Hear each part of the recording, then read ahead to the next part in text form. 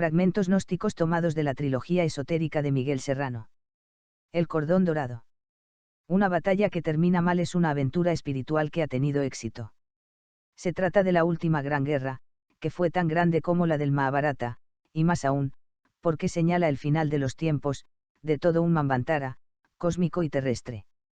Quien pretenda considerar esa tragedia como una guerra mundial más, no ha entendido nada de lo acontecido. En la iniciación había recibido la fuerza de Bril, la energía victoriosa de Vareno, o Fard. Contra él se desencadenarían todas las fuerzas de las sombras y de la muerte, de la inercia, de los elementarvesen, de los seres elementales. Por eso teníamos que ayudarle. La guerra iba a ser de dioses y demonios. Una guerra cósmica, reflejada y dramatizada al máximo en la Tierra. Le queda una última posibilidad: hacer reconocible al enemigo, descubrirlo de una vez para siempre, polarizando maniqueamente el combate cósmico entre dioses y demonios, entre luz y sombra, entre fuego y hielo, orbigerianamente, en ríos, mares de sangre, sabiendo que se perderá aquí y ahora, para ganar allá y después, simultáneamente, en un mundo paralelo. Poseyendo la verdadera potencia de Odín, hará conocer a sus enemigos el fuego del cielo, que estará a su servicio y azotará la tierra con más violencia que 1000 relámpagos la bomba atómica, el rayo de los platillos. Será Señor supremo del mundo e instaurará en todas partes las leyes de su orden por 1000 años. Los miembros del gobierno invisible que controla a las más poderosas naciones de la tierra exterior son impotentes ante los poderes del mundo interior. Los síntomas revelan que estarían tratando de ajustarse a sus señales, porque el terror les obliga. Si así no fuera, ya habrían hecho estallar la guerra atómica, que forma parte de sus planes de destrucción y dominio planetario. Por debajo de las aguas, quizás por donde termina la corteza del planeta, se desliza el cordón dorado, la áurea catena, que conecta a los seres de una misma raza del espíritu, de un mismo astro, a través de todos los continentes de la Tierra externa e interna, y los hace camaradas en una guerra comenzada con la creación. Aquí no puede haber defecciones ni capitulaciones. No se cambia de lado en el conflicto. Solo existe un breve descanso en la muerte, porque los guerreros son eternos, inmortales. Los cátaros eran vegetarianos, quemaban a los muertos, eran videntes y practicaban la magia. Serían también dualistas, como los maniqueos y los gnósticos. Lucifer no era el demonio para ellos, sino el portador de la luz, Lucibel. El demonio era Jehová, el demiurgo creador de la actual tierra. Las tres categorías en que el tantrismo Kaula divide a la humanidad: Pasu, Virya y Divya, o sea, animal-hombre, héroe y siddha divino. La última categoría corresponde a la familia iniciada Kula, de los Kaulas tántricos hiperbóreos, y le está reservado el rito iniciático secreto de Panchatattva. El siddha, u hombre Dios, es el liberado. En la vorágine de los acontecimientos políticos, precipitados por el destino y por las voluntades directoras de las corrientes iniciáticas contrarias, todo se ha interpolado en su manifestación visible, divulgándose una historia adulterada. En el licor de la sangre espiritual, los arios reencontraban el origen divino, su memoria. El soma daba la fuerza aria Vareno, abría el bril, el tercer ojo, permitiendo ver a los antepasados divinos, extraterrestres, de la tierra anterior y el paraíso perdido. Los trovadores germanos practicaban un culto ceremonial, llamado Minnedrinken, en el que bebían en memoria del amor, del recuerdo del amor eterno, de la vida eterna. Seguramente se bebía el soma, la sangre mágica de la raza, donde circula el recuerdo de Hiperbórea, de las sacerdotisas de cabellos dorados, de la eternidad de los hielos, de la estrella de la mañana. Después que Jehová aprisionó a Adán y Eva en un mundo de miserias, Lucifer les aportó la ciencia del bien y del mal, la gnosis salvadora y divinizante, dicen los gnósticos. Opitas, opis quiere decir serpiente. Lucifer es el portador de la luz de la gnosis. El premio del esfuerzo luciferino de la emanación, del hombre semidivino, es su inmortalidad que, de algún modo misterioso, beneficia a la mónada, haciéndola más sabia. La inmortalización de la emanación es, además, con el cuerpo, como lo afirmaban los siddhas tántricos. El inmortal es sacado de esta tierra con el cuerpo, en un carro de fuego, como Enoc. La inmortalidad no es de todos. Deberá ser ganada en batalla despiadada, en cada uno de los días de aquí abajo. Y es conquista de unos pocos vencedores. La iniciación consiste, en parte, en una técnica de reactivación de la memoria cromosomática, dirigiéndola hasta poder completar la melodía inmortalizante, dentro de los márgenes del libre albedrío que aporta al guerrero iniciado la revelación hiperbórea. En toda esta región sudeuropea se extendió una vez una civilización nórdico-germánica, de tradición hiperbórea, con el recuerdo del amor perdido, con su nostalgia y su minne, la que Roma cristiana odia desde lo más profundo de su alma semítica. Cuando nosotros hablamos, por ejemplo, de la sangre, no nos referimos exclusivamente a la sangre biológica, que circula por las venas del cuerpo físico. Pensamos en la sangre de Paracelso, en la luz astral y también en la memoria acásica, o etérica, de los indoarios. Esta es la verdadera memoria cromosómica y no la bioquímica del presente. La sangre, en un sentido espiritual y hermético, es el licor sagrado del soma, algo diferente a lo que nos enseña la biología y la hematología de la ciencia del Kali Yuga, es el sol líquido, por donde circula la memoria de los antepasados extraterrestres, es el gran recuerdo. Una iniciación solar, viril, por oposición a la iniciación lunar, femenina, de la madre, dada a conocer por Diótima. Esta última iniciación es la del santo, no es la del mago, sostiene la inmortalidad del arquetipo en la anacefaleosis y apocatástasis paulistas, es decir, la salvación de todos o casi todos en Cristo, al final de los tiempos, en un punto omega, para usar el término del evolucionismo darwinista. De Teilhard de Chardin.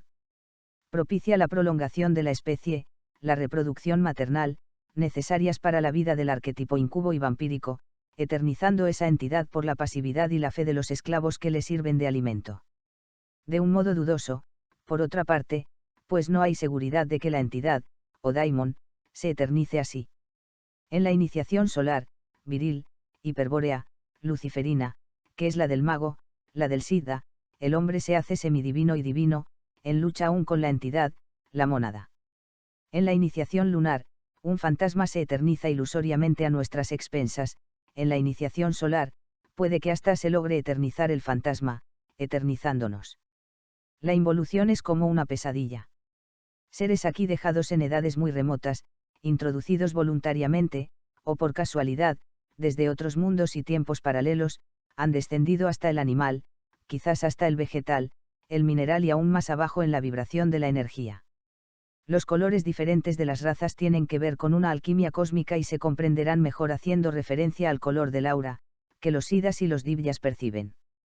En el actual proceso de las mezclas, de hibridismo total de las razas, favorecido por las oscuras potencias que se mueven en el nadir del Kali Yuga, se hace cada vez más difícil poder alcanzar el número necesario de mutaciones que harían posible superar el drama de la involución, acercándonos cada vez más, por el contrario, al eterno retorno de la Atlántida, cuya catástrofe espantosa fuera producida, según Platón, precisamente por la mezcla de las razas, de los semidivinos con el animal nombre. Quizás con los animales y hasta con los robots.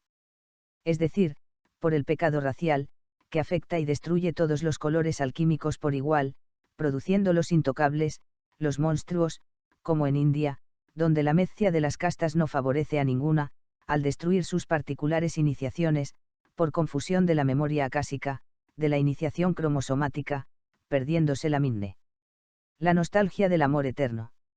En Hiperbórea, la reina blanca es otra cosa, es la sacerdotisa maga, Ayowine, quien entrega al héroe, Alviria, el Graal, por medio del amor mágico y lo transforma en Divya, en siddha inmortal. Creemos necesario decirlo Julius Evola, el más importante pensador italiano de estos tiempos, el más profundo, tampoco alcanzó a liberarse de los límites que le impusiera su nacimiento romano y su admiración por René Guénon al que era muy superior, no todos esos batallones llegan ni cumplen su objetivo. Muchos caen en el camino, son derrotados, se equivocan de fortaleza, extravían la ruta. Son los semihombres, los animales, los simios, los perros, las arañas, los pájaros, las plantas y hasta los metales. En cada uno de los derrotados, al fondo, hay una energía, una substancia divina del Urmensch, que es la misma que ha llevado al hombre y que llevará al superhombre al triunfo. En el hombre total, el animal estaba dentro. Todo eso ahora se pierde fuera, se dispersa. Al comer la carne del animal, el hombre trata de apropiarse de la energía de los caídos, de los derrotados, para seguir el combate y, todos juntos, alcanzar un día la conquista de la fortaleza inmensamente lejana, en ese círculo cuya circunferencia está en todas partes y su centro en ninguna. Come también la planta y hasta el mineral, el oro y la plata, símbolos del sol y la luna, que igualmente estaban dentro del hombre total. El guerrero primitivo devora la carne de su enemigo vencido, para apropiarse la energía primordial del Urmenstvareno, o victoria. El pecado, para usar esta expresión, consiste en ir abajo, mezclarse con los inferiores, con los elementambesen, con los semihombres, con los semianimales. Platón nos cuenta que el hundimiento de la Atlántida se debió a la mezcla con las razas inferiores, al pecado racial. Los ángeles también se enamoraron de las hijas de los hombres, según el libro de Enoc. La Biblia nos habla de los Eidim, mitad hombre, mitad animal. Esau sería uno de ellos, según Robert Charrox. La mitología griega se refiere a las sirenas, a los centauros y a los faunos, que seguramente existieron, como intentos y fracasos en el combate cósmico por la expresión del Urmensch. Alguien se ha cansado, o bien, ha sentido la atracción del abismo, o se encontró con la fuerza contraria del gran opositor que intenta impedir la expresión suprema del Urmensch. La fuerza del mal, del caos y de las sombras. Para descubrir que el catarismo coincide con la línea gnóstica, se debe recordar la declaración del gnóstico Marción: Cristo no tiene que ver nada con Jehová. El Antiguo Testamento es inmoral. Cristo es hijo de un Dios de amor desconocido. Todos los profetas, hasta el mismo Juan el Bautista, son acólitos del Dios falso, de Jehová. Judíos y cristianos han hecho desaparecer, con la complicidad de los musulmanes, todos los rastros del pasado más remoto y de la Atlántida que se encontraban en los documentos egipcios y se han apropiado, vulgarizando y simplificando los símbolos, las leyendas y la verdadera tradición. En un momento tan crucial de la historia, volvemos a revivir estas cosas, a sabiendas de que van contra la corriente que empuja al último abismo del Kali Yuga. Una era se terminó y se inicia otra en el ya cerrado universo del hombre. El camino de la mano izquierda, Vamakara, corresponde a la destrucción del nombre y la forma, y está precedido por Shiva el destructor. Hoy el mundo se hallaría en esta etapa de cadencia de una civilización, final de una era astrológica, quizás de un Manvantara. Shiva es también el maestro de la yoga tántrica de la mano izquierda, los Siddhas son sus adeptos. Sin su trabajo, nada podría cumplirse, la tierra no podría salir de su involución. El regreso al hogar perdido, a la patria nupcial, a la estrella de la mañana, son símbolos de un proceso interior, alquímico, de transformación del ser involucionado, del animal hombre en semidivino y, luego, en divino. Un proceso de iniciación por grados en las transfiguraciones del hombre terrestre en hombre celeste, inmortal. Porque la tierra no podrá salir del abismo del Kali Yuga sin la ayuda del hombre divinizado. El retorno se cumple en una tierra paralela, análoga, compuesta por antimateria. La tierra, como el hombre, no es inmortal, mientras no se haya conectado conscientemente con el espíritu, transfigurándose, pasando a voluntad a su doble, eternizándolo. Este es el trabajo alquímico que los guías hiperbóreos intentan. La transmutación deberá cumplirse en ambos mundos, tal como en nosotros. Los grandes Siddhas se inmortalizan con todos sus cuerpos, y así deberá hacerlo también la tierra. Los Siddhas son los magos de Hiperbórea, los semidivinos que se han divinizado. La gran iniciación hiperbórea, reencontrada, la acción de los guías ocultos, que no se muestran sino a los maestros más altos de la orden, dirigiéndoles. Isis, la Virgen Negra, hace nuevamente su aparición silenciosa y triunfal. Toda la civilización naufraga en el maquinismo torpe y crudo, que infesta la Tierra, en la esclavitud del hierro, del electrón, de la electrónica, del protón, de la cibernética, en el reinado de las masas, de la explosión demográfica, de lo humano, demasiado humano, del animal hombre, de lo amorfo, del burocratismo y del colectivismo demoníacos. No hay ya modo de salirse de esto por medios humanos o puramente terrestres. De haberse impuesto el nuevo estilo, la usura de la sociedad de consumo no habría logrado su apogeo alucinante. El capitalismo y el comunismo marxista, dos antinomias aparentes, que se apuntalan entre sí, complementándose en la destrucción de lo divino y lo humano, porque se asientan en las mismas bases racionalistas, habrían llegado a desaparecer sin ruido ni escándalo, sin presentar resistencia. O jamás se habrían producido. Mas, para poder continuar con el opus, hay que poseer el acero de los sabios, la espada de la iniciación, la lanza del Longino, el azufre incombustible. Es decir, un principio inalterable, que no se enciende, que se conserva a través del cambio de estado y que, llegado el momento, es la semilla de un nuevo desarrollo. El semen preservado, no eyaculado. Esto corresponde a la tercera parte del opus alchimicum, a la ópera roja, o rubedo, donde se sobrepasa la condición de apertura estática. En la muy hermética y antigua iniciación tántrica existen dos caminos. Ambos caen bajo el signo de Siva Lucifer, de Abraxas. Uno corresponde al ser que aspira a sobrepasar la condicionalidad humana, rigiéndose por el principio luminoso Sativa. Es el indicado al tipo espiritual divino, Divya, será el Siddha Divya. Aquí se aconseja la yoga tántrica puramente simbólica, excluyendo la posesión física, real, de la mujer, en el coito mágico llamado Maituna. La posesión es mental, de la amada muerta. Unión en el cuerpo sutil, astral, en el espíritu únicamente. El otro camino tántrico, llamado de la mano izquierda, es el del ser que aspira a la expansión pasional por medio del ardor del fuego, para poder sobrepasar también su condicionalidad. Se lo indica para el tipo heroico, Virya, el héroe será un Siddha Virya.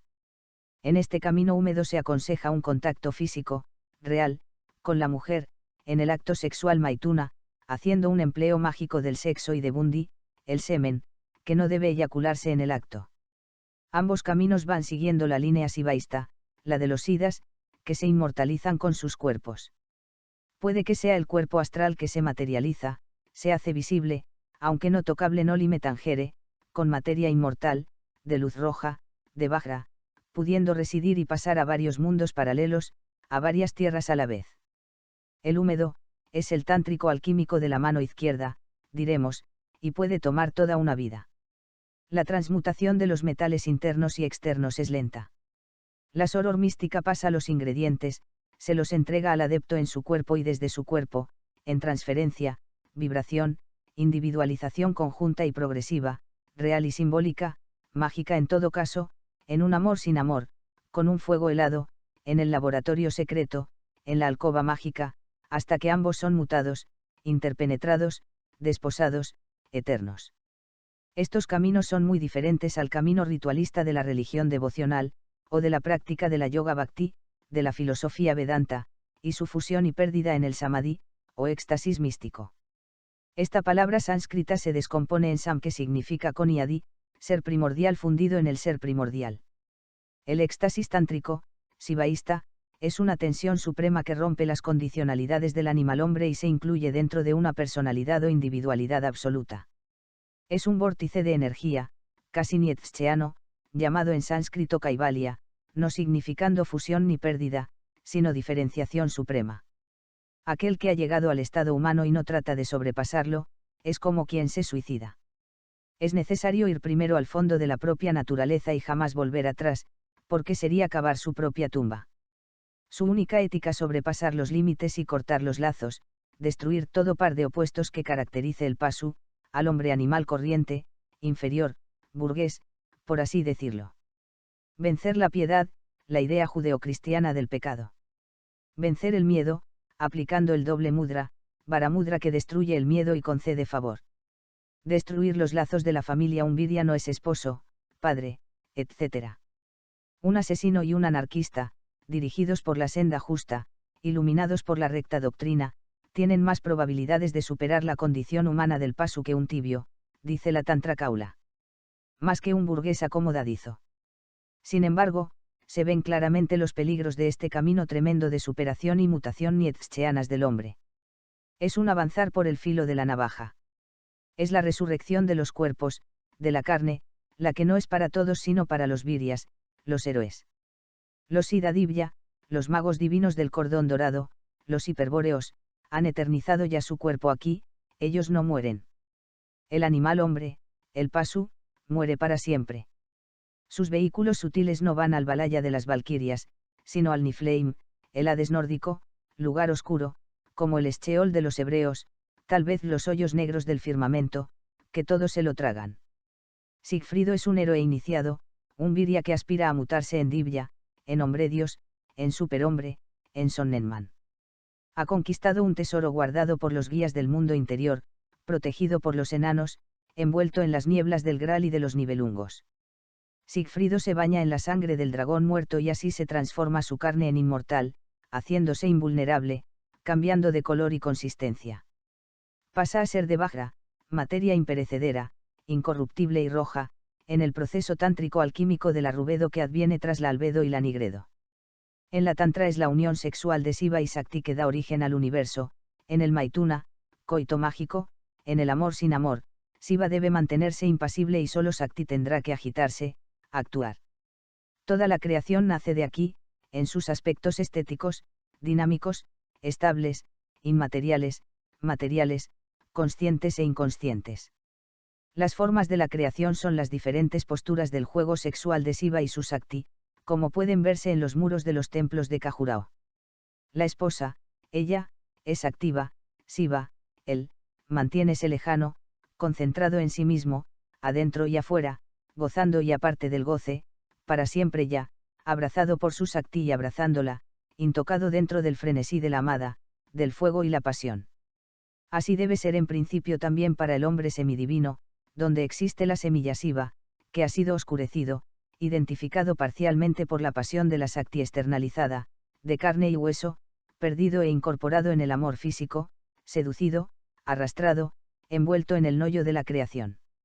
La Yoga Tantra viene también en su ayuda. Ha sido preparada parcialmente unos 600 años después del comienzo de nuestra era para su uso en el Kali Yuga, o Edad Oscura, cuando el cuerpo se hizo duro, espeso, y cuenta como el único instrumento de salvación, de liberación, que posibilita el retorno al estado shivaísta, hiperbóreo. En una familia polar, el elemento sibílico, pítico se incorpora en la yogini iniciadora del sadhaka, en el amor mágico de la iniciación de la tantra kaula, la más secreta y que habrá de transmutar al sadhaka en siddha. El tantrismo es una doctrina que viene incluida en la revelación de los orígenes y únicamente se codifica en un sistema apto para la realidad del Kali Yuga, cuando el acontecer lo hace necesario. Es necesario recordar lo que Gurdjieff decía del hipnotismo occidental: es solo un balbuceo primario de una ciencia enormemente desarrollada en Mongolia, en el Tíbet y en la región rusa donde él, Stalin y Rasputín se habían criado. Y aún ese hipnotismo era únicamente un retazo de algo más antiguo y desconocido. Es el último batallón, que entrará en combate, en una vibración más alta de la energía, cuando se vea como inevitable la imposición universal de la sombra, de la esclavitud, de la desintegración del planeta. Para los cátaros, el demiurgo de la tierra involucionada se llamó Jehová. Él sería, entonces, el príncipe de la esclavitud, que aspira a eternizarse a través de sus acólitos, en un mundo de esclavos. Cuando la ciudad era visible y los divinos y semidivinos convivían con los mortales, el Bril, órgano que permitía comunicarse con el mundo suprasensible, ese poder fulgurante, estaba también activo en el cuerpo de los habitantes de esa tierra. Con él se podía ver la ciudad y entrar en ella. El Bril desaparece junto con Agarthy. También se sumerge en la raíz del eje polar del árbol de la vida, de la columna vertebral. Pero volverá a la superficie, junto con la ciudad y con el retomo de la Edad Dorada, tras la desaparición de la Tierra Oscura.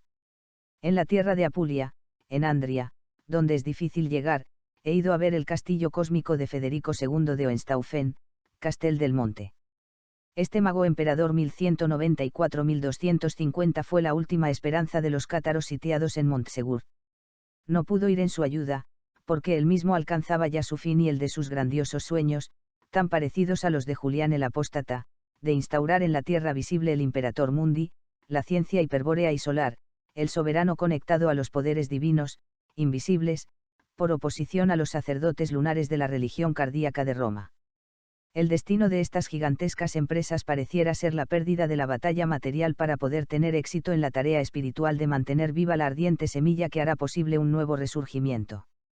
Al igual que las ruinas de Montsegur, Castel del Monte es monumento maldito hoy, ambos son luciferinos.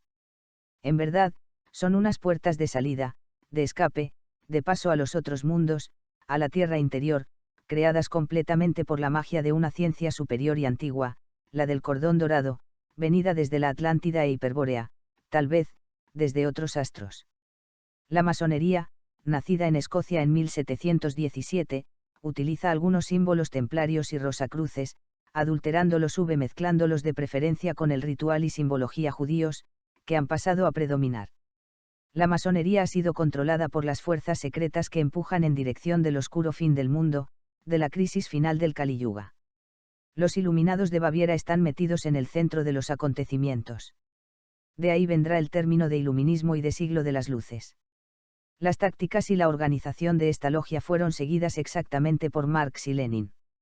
Los iluminados hablaban de dos generaciones, por lo menos, de una dictadura feroz, antes de poder imponer el gobierno sin gobierno de la igualdad, fraternidad y libertad, el reino de la razón. También Napoleón es iniciado en la fraternidad de los iluminados de Baviera, además de otras logias. Así se explica su ascensión meteórica. Todo movimiento que aspire a restaurar un tipo de iniciación hiperbórea y un poder terrestre conectado con las fuerzas del cordón dorado, deberá hallarse dramáticamente en conflicto con las corrientes y organizaciones que hoy manejan la Tierra. La bolchevización mundial, el último peldaño de la involución del Kali Yuga, el imperio mundial de los esclavos, el reino de los hombres hormigas. En un sistema como el bolchevique, donde todo se centraliza bajo la dirección del Estado, quien controla el Estado, lo controla todo. Las democracias ya no sirven como sistema de control planetario, en un mundo donde la explosión demográfica y la revolución tecnológica materialista son las coordenadas fundamentales. El contacto con los dirigentes secretos, que lo deciden todo y que no se dejan ver en la superficie del poder político de ese tenebroso mundo, es con el superior invisible, llamado príncipe de la esclavitud, para que esa energía espiritual pueda irrumpir en el mundo donde reina la entropía, venciendo la decadencia y la muerte, requiérese de mentes y personalidades semidivinas que la reciban y la proyecten aquí con desprendimiento. Es un trabajo de dioses, o semidioses, que no podremos saber si se ha llevado a cabo alguna vez. Los guías no actúan directamente, teniendo que depender para su acción de los de aquí, quienes, a menudo, son arrastrados por sus pasiones, o por meras creaciones mentales, fantasmas de la mente y del yo. Y fallan. Por otra parte, las fuerzas contrarias poseen el dominio casi total de las palancas de la historia. El dios de los perdedores ha tenido siempre la extraordinaria posibilidad de transformarse en dios de los vencedores. En este eón aún no lo ha conseguido. Sin embargo, un día lo logrará.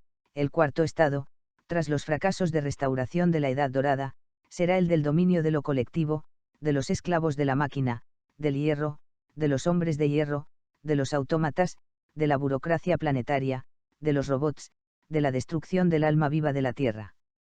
Todo rey o mesías mundial que se produzca en esta época, por medio de la contrainiciación, no será más que un golem, una falsificación, desconectado de los verdaderos guías de Hiperbórea y de la realeza divina. Solo por el espíritu y el poder de la magia, vencedores de la entropía, podrá superarse el Kali Yuga, remontando la involución. Solo por el hombre inmortalizado. Se acaba el tercer estado, el de la burguesía, se entra de lleno en la catástrofe, en la pendiente final del Kali Yuga. Las potencias que dirigen el drama son las de la inercia, del caos y la nada. Es decir, Satán. Se deberá recordar que para los gnósticos y los cátaros Jehová era Satán, el demiurgo del Kali Yuga, creador de la tierra inferior. El contacto con las jerarquías divinas hiperbóreas se hace cada vez más tenue. Tal vez se trata ya de salvar únicamente a los elegidos, merecedores de pasar a la nueva tierra. En toda la historia de la creación no hay más que una guerra, una gran guerra, que aún no termina. El lector intuitivo podrá captar lo que se oculta. Sabido es, también, que todo libro o documento verdadero ha sido hecho desaparecer a su debido tiempo en la historia conocida de los hombres. Es la gran conspiración. El último avatara. Es el misterio del tulku, del budismo tántrico tibetano y del bodhisattva, que no encarna en uno, sino en varios. De un dios, o ser liberado, que vuelve a la tierra voluntariamente para ayudar al hombre a transmutarse en ser divino. Pero no a todos los hombres, solamente a los héroes, a los viras, a los semidivinos involucionados. Nunca al animal hombre. Contra este divino esfuerzo de alquimia espiritual, luchan los elementarvesen, los elementales demoníacos, las fuerzas del mal y del caos. Y pensar que toda esta maravilla de símbolos, de misterios, de leyendas, de sabiduría hiperbórea, ha sido adulterada, al igual que la cabala órfica, por una tribu de bastardos y esclavos, para ser puesta al servicio de un terrible sentimiento de pecado racial, en el cumplimiento de los fatídicos designios de un arquetipo planetario, del señor de las tinieblas y del caos, del amo de las sombras, que han llamado Jehová, la encarnación del Señor de las tinieblas no se cumple a través de una raza, sino de una antirraza y de una contrainiciación. En el misterio de ese pacto con una entidad no humana, que lo necesita, porque únicamente a través de él podrá cumplir sus fines de disolución y caos, empujando hacia la nada y llevando a la consumación su guerra contra los representantes de la otra luz. Él les dará el mundo material, como lo prometiera, siempre que cumplan con sus leyes, en especial con las disposiciones que atañen a la antisangre. Y le rindan culto y sacrificios. Pues aquel ser sombrío vive de estos sacrificios y se alimenta con las vidas de los siervos. El pacto deberá incluir la cláusula de no eternidad, de no inmortalidad, permitiendo únicamente el triunfo en el reino de la materia más densa, del poder de esa materia. Hay otras armas, que no solamente destruyen el cuerpo físico. Y es allá donde se ganará realmente la guerra, o se perderá. En la Iglesia de Roma, llamada católica, solo perdura un ritual sin alma en la misa, como cáscara litúrgica que ya no alcanza al símbolo, que no lo toca, no lo pone en acción. El lado más esotérico del hinduismo se halla en el tantrismo, especialmente en la orden Kaula, ócula. El cuerpo astral no llega a ser consciente del mismo modo a como nosotros lo somos aquí, en este mundo donde nos movemos con el vehículo físico. Por ello, deberíamos decir que el cuerpo astral, como lo seguiremos llamando, que el Eidolon, que el Wai Yuen, existe solamente en potencia, virtualmente, debiendo nosotros crearlo, inventarlo, es decir, pasarle la conciencia de nuestro yo terrestre, hacerlo consciente, que es lo mismo, aunque con una conciencia integrada, diferente. Con una conciencia doble, la de allá y la de acá. Es este el trabajo de una vida, aquí en la tierra inventar el cuerpo astral, crearlo, pasándole nuestra conciencia, o, mejor dicho, pudiendo llegar a vivir conscientemente en él con esa doble conciencia. Así se sobrevivirá a la muerte. También se podrá morir cuando uno quiera, y al morir, no perder la conciencia de acá.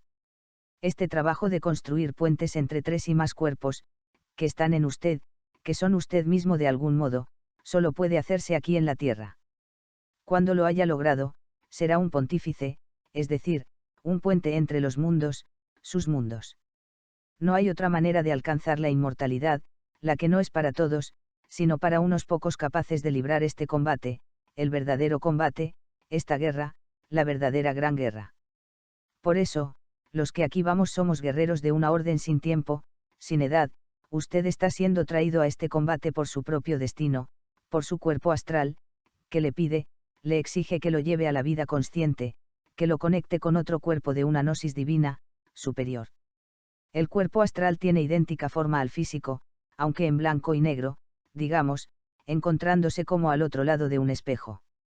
No todos lo poseen, fue patrimonio de los arios y se ha atrofiado, como el bril. Solo los viras pueden resucitarlo. El cuerpo físico es el hijo de la madre, mas, el cuerpo astral es el hijo del hombre. Usted tendrá que darlo a luz. ¿Ve usted? Se ha llamado a Cristo el hijo del hombre, porque Cristo es el cuerpo astral, que debe nacer, resucitar, dentro de nosotros mismos. Es el hijo de la inmortalidad, de la eternidad, por ahora, no es más que una nebulosa, un fantasma informe, una sombra atrofiada, que le está pidiendo a gritos que lo vuelva a la vida, que lo resucite, que le dé una forma, su forma, que le dé un rostro. Pero no se olvide, el cuerpo astral, el hijo del hombre, del guerrero, no es igual a usted, solo en parte se le parece, porque tendrá dos rostros, mejor dicho, solo una mitad de su rostro será igual al suyo, la otra mitad será igual al de un ser que aún no aparece en su vida. Como ya podrá entender, todo esto es un combate definitivo, esencial, y los que conmigo van son mis guerreros, porque nuestra orden es una orden guerrera, la más antigua, la más sagrada. Es esta la muerte mística de los antiguos misterios y de las iniciaciones. Por esto los arios son los nacidos dos veces, es decir, los iniciados, los que han muerto aquí a voluntad y ya no mueren en la muerte física natural, porque entonces viven en su cuerpo astral, en el hijo que dieran a luz el Hijo del Hombre.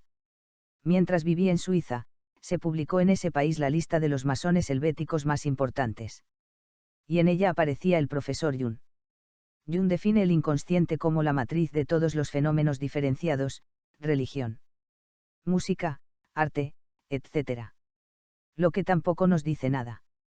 Lo hemos venido discutiendo desde el comienzo de esta obra y no vamos a insistir. Toda la terminología junguiana, prestada o derivada del psicoanálisis, deberá ser reemplazada por la legendaria y hermética, si es que queremos llegar a alguna parte. La iniciación puede reabrir el tercer ojo, transformar al héroe en gigante, Alvira en Divya, para seguir usando los términos del esoterismo tántrico. En superhombre, en sonnenmensch. Cortar la corriente lunar, para volver a ser solares del sol negro. Recuperar el bril. Un iniciado, que desea entregar su vida a la aventura que aquí hemos descrito, al trabajo de la inmortalidad, deberá sacrificarlo todo, en especial su vida personal, la de los sentidos y del sexo, siendo el sexo lo más importante. Se trata de transmutar las fuerzas, las energías. Jung lo ha explicado en sus estudios sobre la alquimia. De todas las energías de que el hombre dispone, no hay otra que se compare en poder y misterio a la del sexo. Tan poderosa es que solo ella puede crear nueva vida, reproducir nuevos seres en la carne. Y cuando no reproduce la materia física, también puede dar vida al hijo de la muerte, al hijo del hombre, al cuerpo astral. Transmutando, sublimando.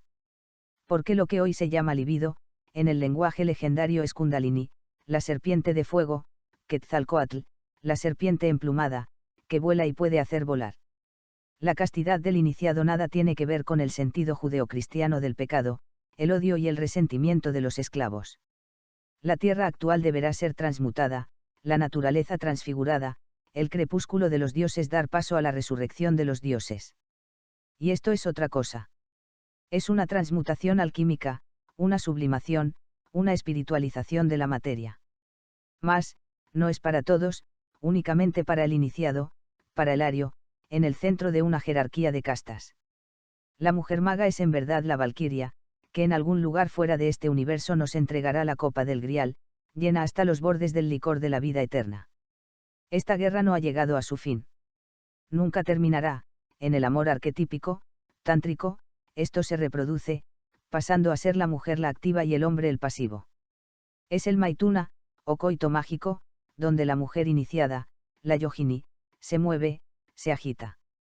El hombre iniciado, el sadaka, el héroe, permanece inmóvil, lejano, estático, sin eyacular el semen afuera bundi, solamente adentro, para impregnarse a sí mismo y quedar incinta del hijo de la muerte, del hijo de la eternidad, del hijo del hombre, del cuerpo astral, como se ha dicho. Hemos tratado de revelar la posibilidad existente para el iniciado de dar a luz su propia inmortalidad, su cuerpo astral, su hijo del hombre, cuando, por la iniciación de amor, ha quedado incinta de la amada, en una suerte de partenogénesis iniciática.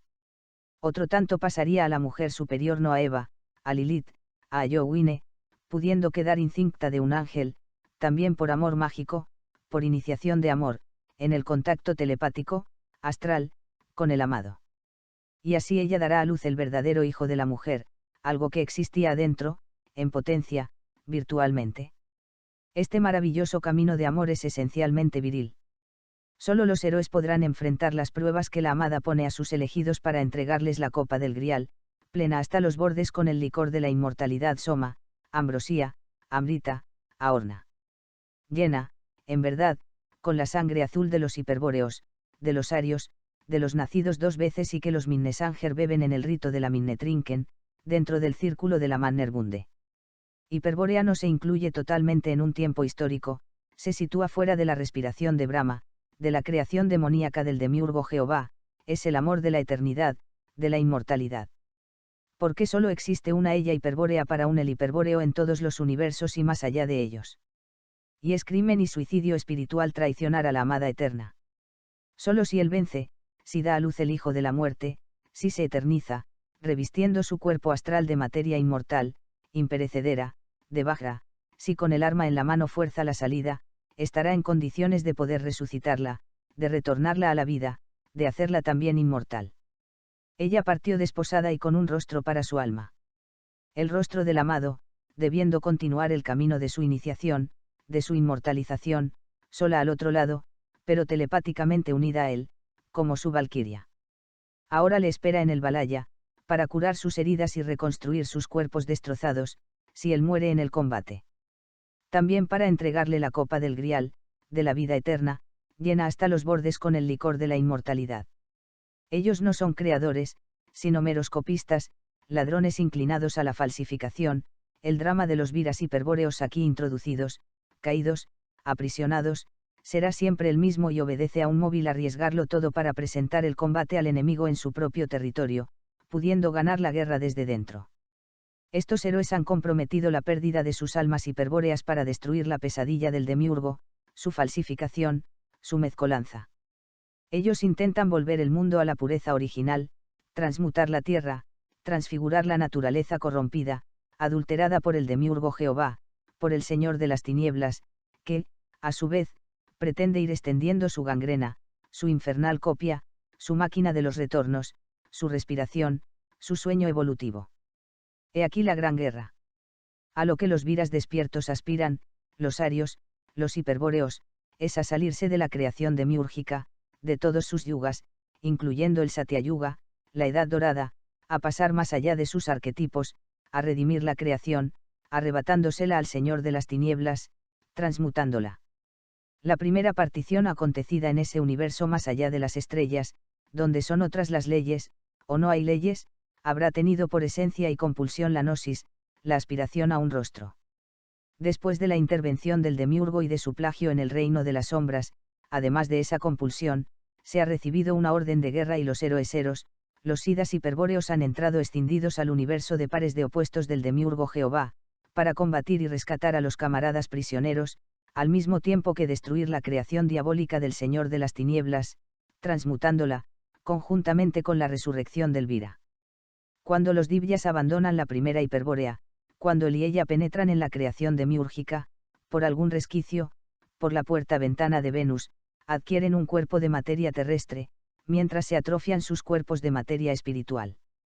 Han forzado, sin embargo, una mutación en el cuerpo animal, en el instrumento robótico de tierra al tener que utilizarlo.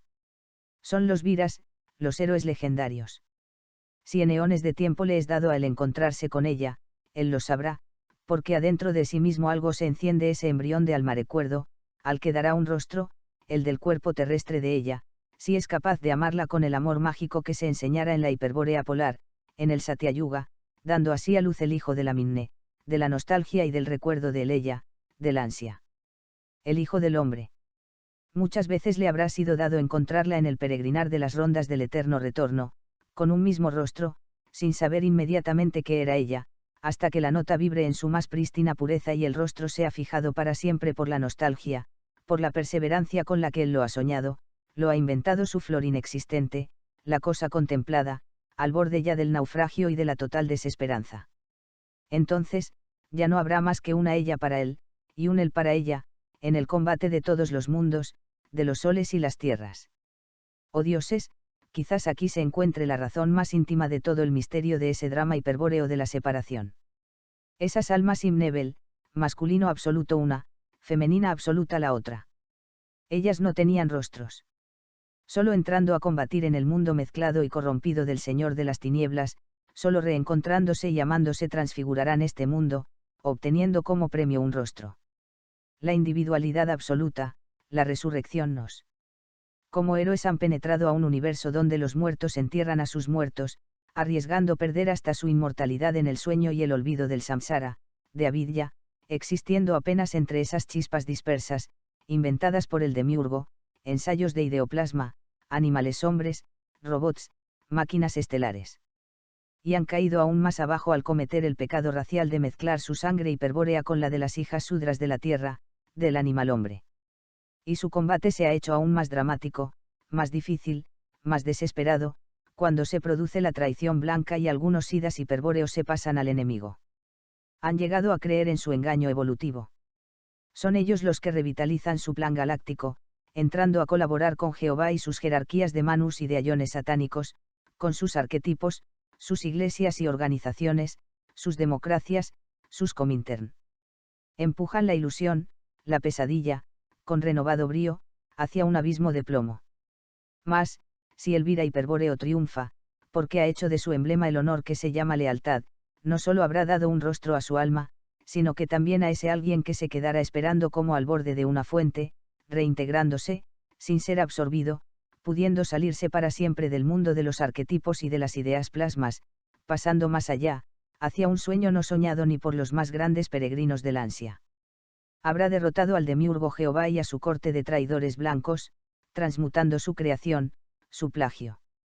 Tras la partición de ella y él, a medida que él y ella se alejan, a través de estrellas y constelaciones, donde la manifestación ilusoria del demiurgo se reproduce y se repite en el ideoplasma, en los infinitos pares de opuestos, porque a mayor distancia de la respiración primera el número aumenta, hasta hacerse incontable en el Kaliyuga, la minne hiperbórea se obnubila.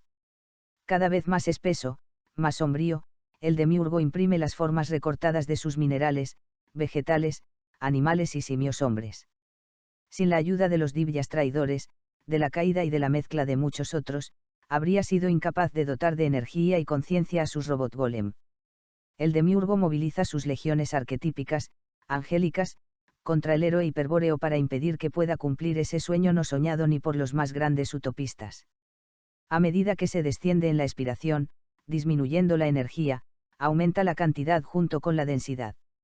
Es el mundo gregario del demiurgo Jehová. Hay dioses y diosas hiperbóreos, divyas que se aventuran a descender tan bajo, para imprimir dolorosamente su sello en ese plasma demiúrgico, en esa expiración por ellos no producida, en esa malla, para intentar revertiría, transfigurarla, al mismo tiempo que buscan lo que extraviaran. Dioses hiperbóreos encarnados tan abajo, tan oscuro y que han perdido a veces la memoria del origen, la razón de la aventura heroica del combate, en la mezcla con los hijos de los hombres, en el contacto con los animales, los minerales y las plantas, corrompidos por el demiurgo satánico. Los robots que él formara. Y es aquí, en estos oscuros planos de la manifestación, en las edades donde como un río circula el tiempo, donde el héroe hiperbóreo, el hombre divino, podrá derrotar al señor de las tinieblas, inmortalizándose al recuperar su ella. Resucitando, naciendo otra vez, haciéndose un ario. Porque únicamente aquí le es posible desposarse doblemente, dentro y fuera de su alma, dándole el rostro de carne, inmortalizado en Vajra, con el bril, al parir el Hijo del Hombre. Solo aquí Elvira se habrá personalizado, haciéndose consciente de sí mismo, alcanzando la individualidad absoluta.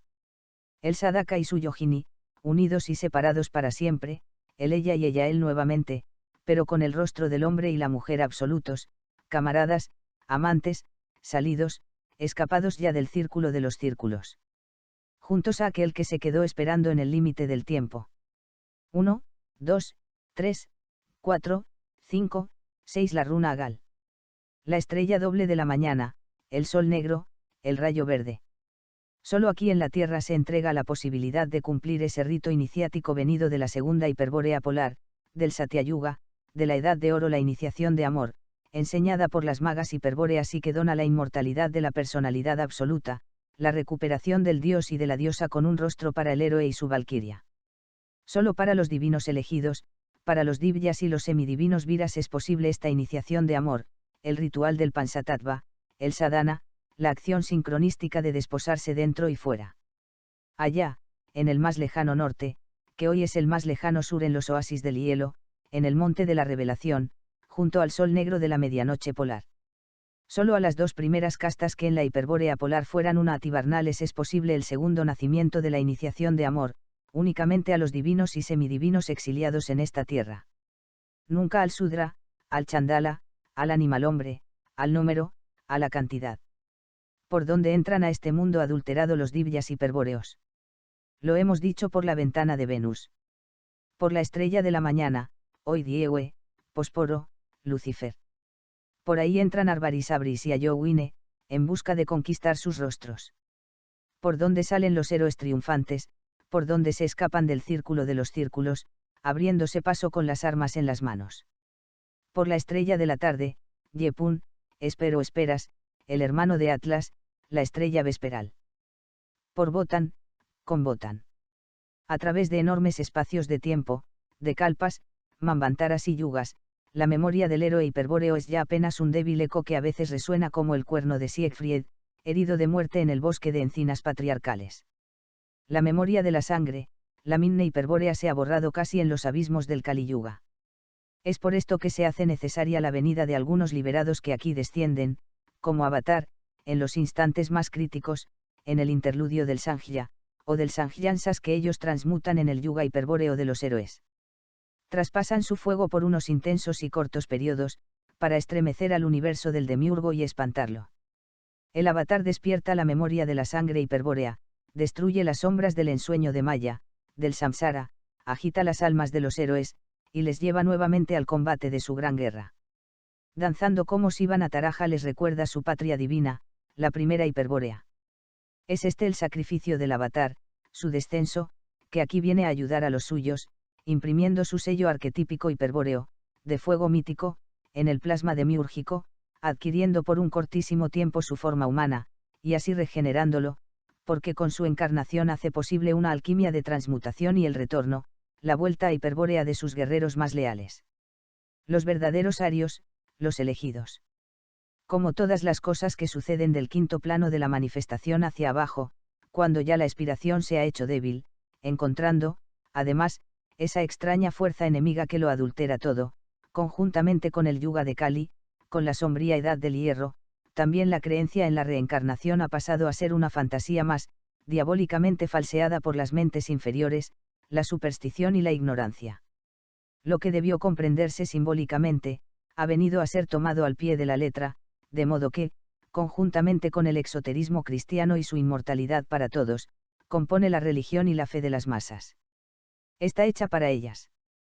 Un exoterismo gregario, un opio para el pueblo, no existe por ello inmortalidad de lo personal, de lo individual, mientras no se haya individuado en la personalidad absoluta. Y esto no es posible a todos. El camino de Devayana, el de los dioses, el del norte, es para el héroe, para el guerrero hiperbóreo, para el ario, que se ha jugado la eternidad y la inmortalidad en un combate muy duro, en una gran guerra, de todas las horas e instantes de su vida terrestre. Los otros, que cruzan el umbral de la muerte física, podrán continuar por un tiempo una existencia larval, fantasmal, hasta que se cumpla la segunda muerte, donde el cuerpo astral es disuelto en el éter, así como el cuerpo de tierra ha sido disuelto en la tierra.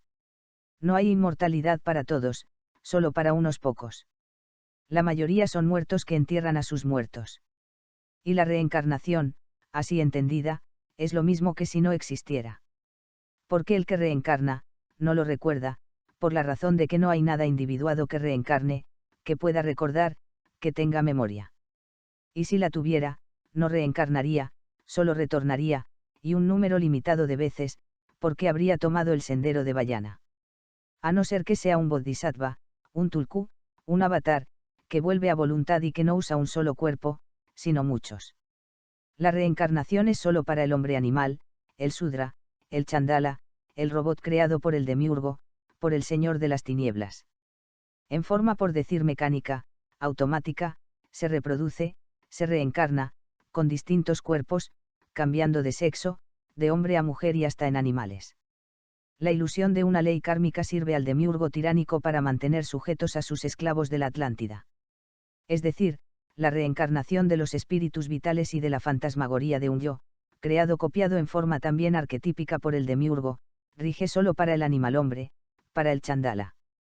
Para los hiperbóreos, penetrados en este universo, no cuenta la reencarnación, sino únicamente el eterno retorno, como ley cíclica y voluntariamente aceptada en los momentos de entrar aquí, como norma que rige en la prisión donde han quedado.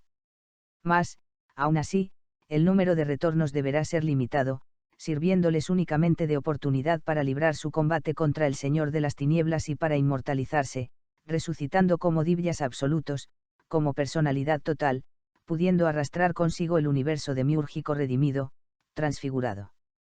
El hombre tendido está como muerto. Podría pensarse que Kali lo ha sacrificado de verdad. No es así, pues la muerte es solo aparente, correspondiendo a la muerte mística de la iniciación, ya explicada.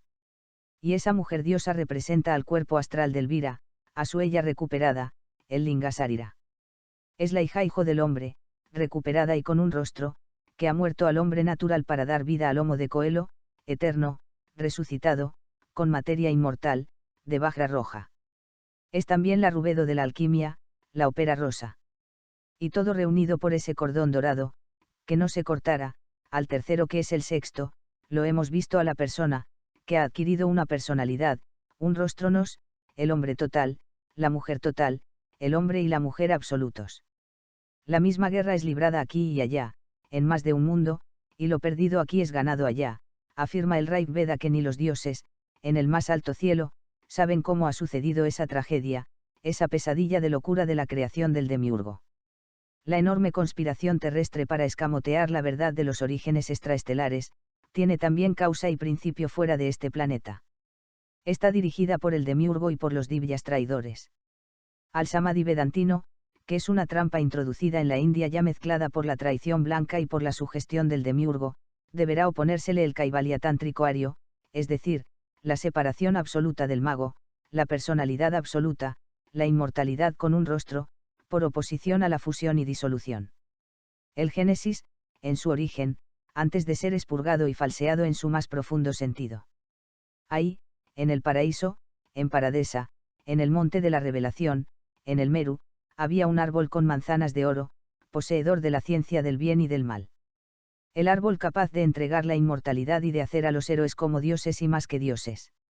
Lo que en verdad fuera esa columna solo se puede entrever por el verdadero nombre del dios Ida hiperbóreo, que aparece en las sagas nórdicas serbio, Ir. Quiere decir poder. La columna fue así un poder que poseían los hiperbóreos, los divyas, los sidas, que pierden al mezclarse con las hijas de los hombres. Con este poder les era dado mantener abierta la ventana de entrada, la puerta de salida, en la estrella, la conexión con la primera hiperbórea. Era el bril, una suerte de rayo que se proyectaba desde el entrecejo y que ha quedado reducido a una pura virtualidad en las glándulas pituitaria y pineal, calcificadas en el Kali Yuga. Las runas son también mortalmente odiadas por los representantes del Kali Yuga, por el animal hombre, por los esclavos de la Atlántida y por los acólitos del príncipe de las sombras, de la esclavitud, de la mentira y de la fealdad. Los signos de las runas son únicos entre los alfabetos mágicos, con perfiles agudos, simétricos, se parecen solo al cuerpo de los divyas hiperbóreos. Los ejercicios rúnicos, la yoga rúnica del cuerpo, impregnan su materia de vibraciones mágicas. Quien conozca su runa, adquiere el poder de la disolución y reintegración de la materia, de la muerte voluntaria y de la resurrección. Podrá hacer vibrar su nota en la tonalidad más alta. Salirse, así, del círculo de los retornos. El término vira, empleado a menudo en este libro y en el cordón dorado, pertenece al tantrismo y se refiere a una fuerza viril, heroica, que actúa a contracorriente y que posee el sadhaka, o iniciado tántrico.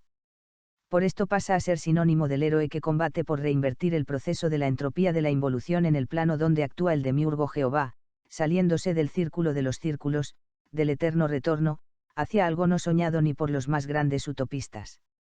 El mayor peligro para la fuerza del vira se encuentra en el miedo y el deseo.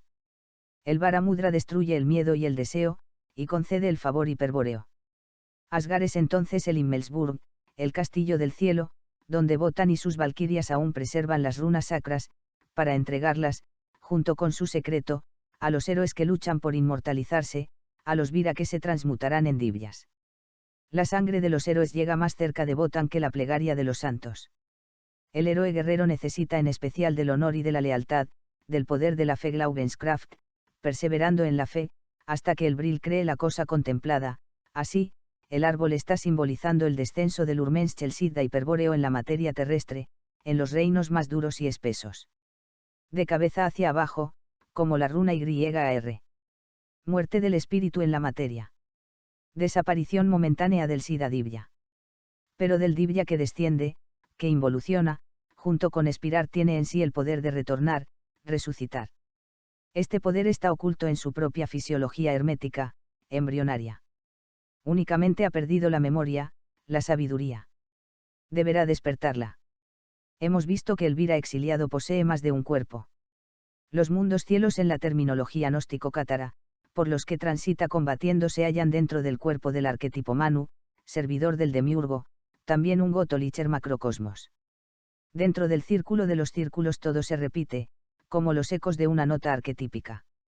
Así, el cuerpo del Divya estará compuesto de tantos otros cuerpos como los planos de materia espiritual y materia material por los que atraviesa al entrar en el mundo del demiurgo.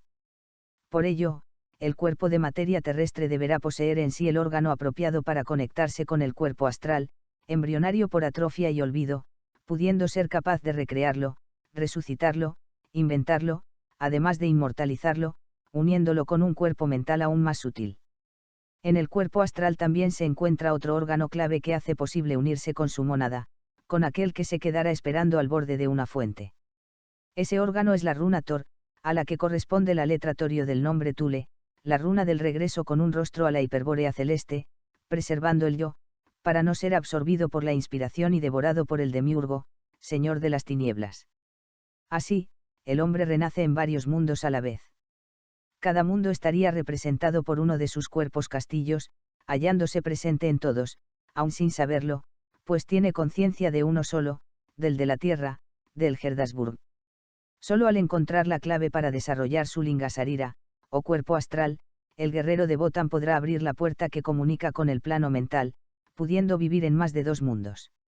Se ha hecho ubicuo. La fuerza de las runas produce vibraciones en el cuerpo astral, pasando a ser mediadora entre los planos del espíritu, del alma y del cuerpo. Centros proyectores de estas fuerzas son también los chakras, vórtices de energía luminosos. La magia de las runas activa las vibraciones de estos centros. Sus ruedas se ponen a girar como esvásticas, vertiginosamente. A cada rueda, o chakra, corresponden ciertas runas. De igual modo, a cada chakra astral, corresponde un órgano nervioso en el cuerpo físico, un plexus, una glándula, con sus secreciones internas dirigidas por los vórtices astrales. Cuando las runas activan las vibraciones astrales de los chakras, conectándolos entre sí, posibilitan la conciencia de esos centros de luz, porque esas ruedas también son centros virtuales de una conciencia diferente. El plan diabólico se dirige a producir nuevamente el monstruo del hombre de Neandertal. También los divinos, los dioses hiperbóreos, que han entrado a combatir dentro del universo recurrente del Uno, Jehová, del Señor de las Tinieblas, han quedado prisioneros de su eterno retorno, debiendo aceptar su ley kármica, cíclica. Repitamos, en la expiración, el aliento del demiurgo Jehová va descendiendo a planos de menor intensidad de la energía, donde ya ni siquiera sus jerarquías de servidores vienen, sino que crean sus medios de trabajo, de investigación, sus máquinas, sus robots, aunque siempre las compongan a su propia imagen. Cuando aquí llegaron los divyas hiperbóreos, habrán pensado hacerlo por muy poco tiempo, el que pudieran resistir, aunque esto fuera en la Edad Dorada. Pero algunos de ellos se prendaron de las hijas de los hombres, de los animales hombres, debiendo quedarse como prisioneros. Los hijos de este primer pecado racial fueron los héroes de los tiempos idos, los semidivinos, los arios, los viras, que aún podrían retornar al mundo divino, transmutándose a la inversa, por medio de la iniciación de amor. Por haber vivido directamente la experiencia en este plano de la impregnación demiúrgica, deberían alcanzar más alto que los mismos dioses, ser más que ellos, salirse, en un sueño no soñado ni por los más grandes peregrinos del ansia. He aquí la diferencia entre las dos humanidades terrestres, la semidivina y la únicamente animal, la de los robots, la de los esclavos de la Atlántida.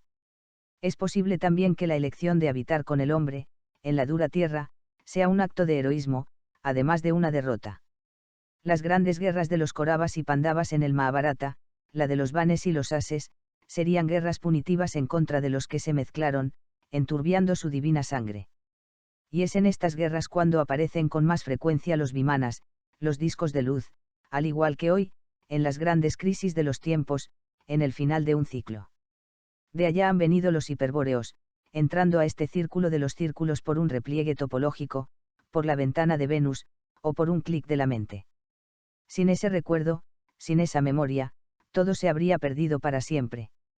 Allí, frente al Graal, escuchando la propia sangre, su música, junto al fuego, los hiperbóreos cumplían con el rito de la Minnetrinken, bebían su sangre, preservando la memoria del origen, para así darse ánimo en la increíble aventura aquí emprendida, en este exilio en la materia, en esta guerra sin cuartel contra el enemigo que se sabe les va acercando.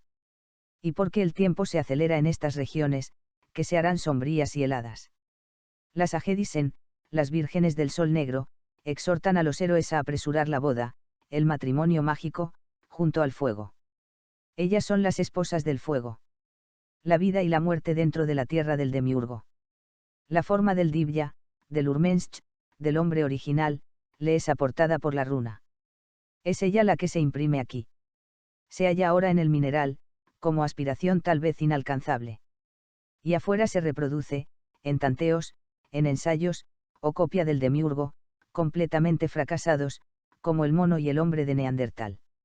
Y el cuerpo de 2 brazos, de 2 piernas, de una cabeza, de 5 dedos, solo es una máquina, la reproducción de un arquetipo copiado por el demiurgo Jehová y proyectado por su respiración en su universo recurrente. Para trabajar con esa máquina, en este espeso mundo, su mal plagiador no necesitará bajar. Bastará con ese golem, con el hombre de Neandertal y su lenta e imposible evolución e involución, a través de eones de tiempo y de tremendos desastres. El que lo está utilizando, no tiene prisa. En verdad está jugando, danzando dentro de su maya ilusión. Pero he aquí que algo enorme acontece, fuera del sueño de ese jugador diabólico. Alguien se ha introducido en este círculo de los círculos, por alguna puerta o repliegue, quizás por una estrecha ventana. La puerta, o la ventana de Venus, o bien por un clic de la mente. Un derrotado, o un héroe, venido de un universo completamente distinto, portando consigo el original divino, hiperbóreo, de la forma, que el demiurgo corrompiera y el poder de las runas, desciende a este mundo, dándole otro cariz y dirección a todo el proceso de repetición mecánica, pudiendo hasta redimir la materia, transfigurarla, produciendo una mutación que alcanzaría al núcleo central del fuego tectónico. Entra, así, en guerra total con Jehová, su eterno retorno y sus arquetipos.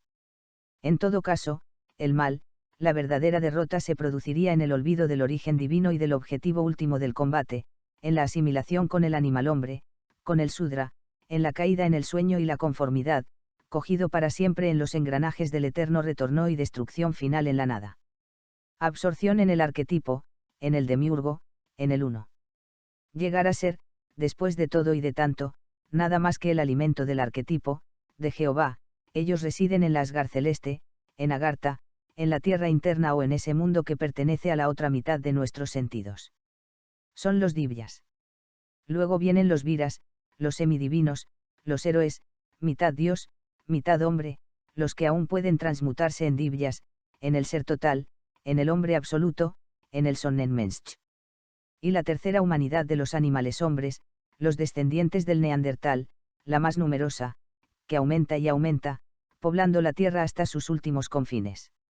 Sirve de ejército al demonio, al demiurgo, siendo, además, su alimento al final del Manvantara. La hiperbórea a que ahora nos referimos, la terrestre, la polar, el Midgard de los arios, la tierra del medio, está habitada por los héroes semidivinos, siendo el reflejo, la sombra dorada de la Asgard extraceleste, hecha a su imagen y semejanza. Aquí, Botán se ha encarnado en Rama, ha tomado su forma heroica y luminosa. Y como único medio de alcanzar la salida del retorno, las sacerdotisas del sol negro, de la medianoche polar, enseñan el culto del amor mágico y desposan al amado para que pueda dar a luz su propio Hijo del Hombre, su vehículo indestructible de la eternidad, el que no podrá ser devorado por el arquetipo, por el demiurgo, porque se ha construido en el fuego de Vajra Roja, con la alquimia rúnica de Botán y del árbol Yggdrasil. Con él volverá a salir de todo esto, del círculo de los círculos, por la puerta de Venus.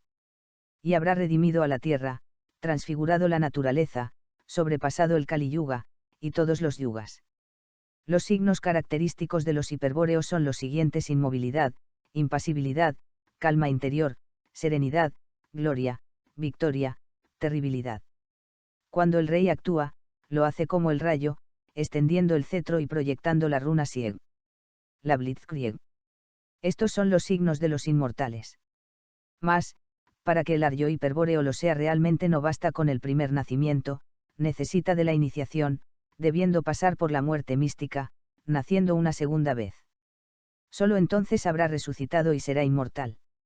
He aquí la historia que seguramente se contaba en el Génesis, antes de ser mutilado y transformado por la gran conspiración del Señor de las Tinieblas.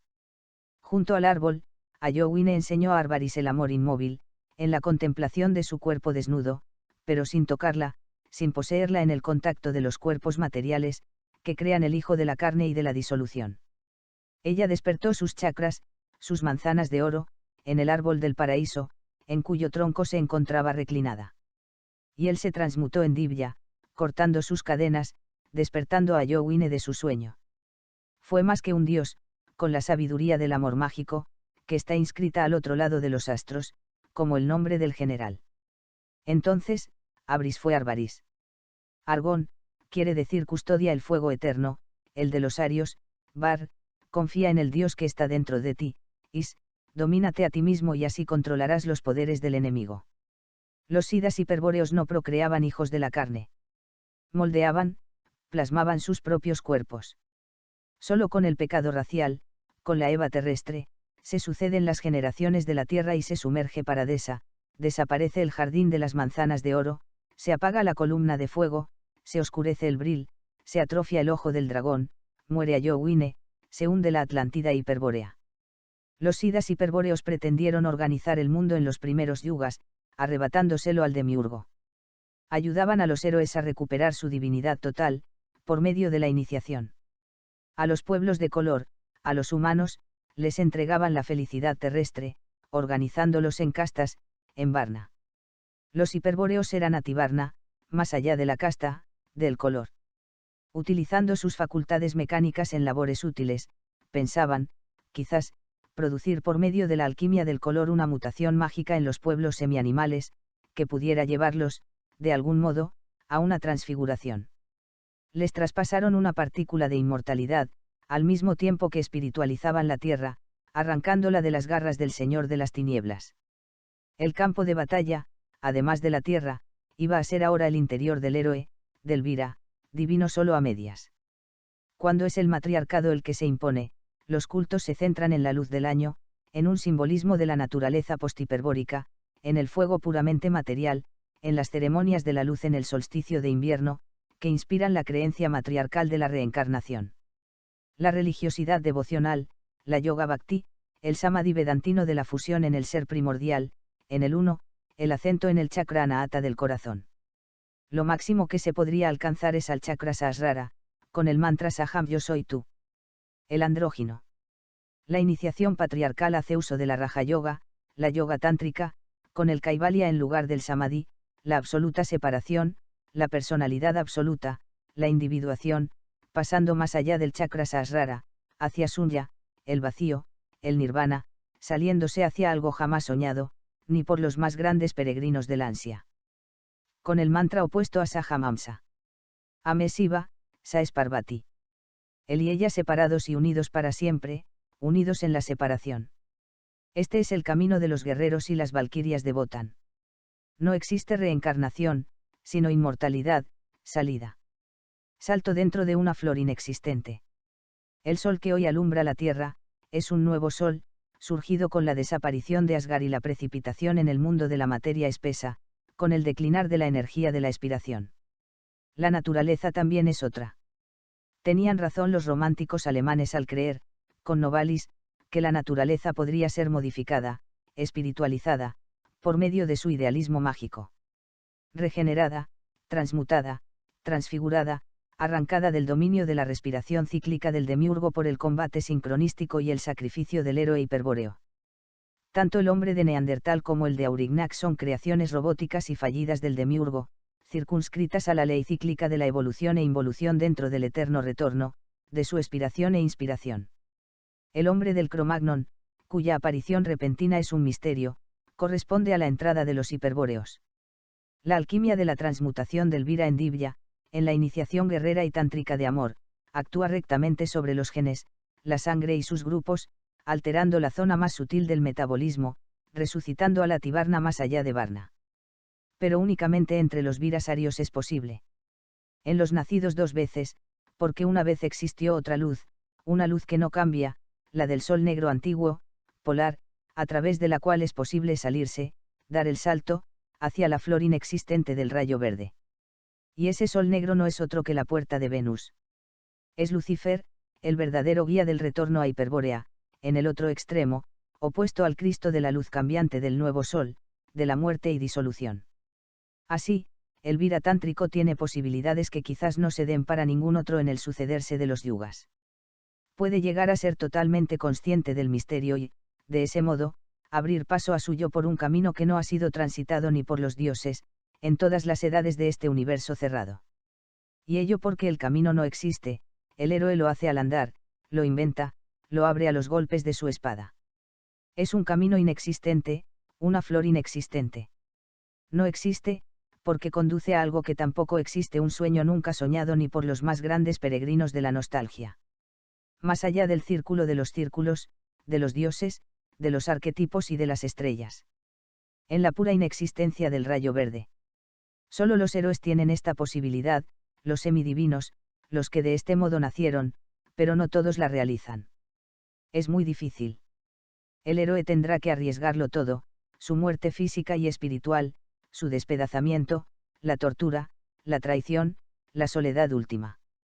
Y sin soltar jamás la espada deberá mantenerse firme, inquebrantable, resistiendo las angustias y los dolores hasta el final, hasta la última prueba, hasta la última duda, cuando haya creído que todo fue en vano, que nada ha sido cierto, que solo su mente, sus creaciones mentales le han llevado a ese fatal trance y al desplomarse del universo sobre su entero ser despedazado.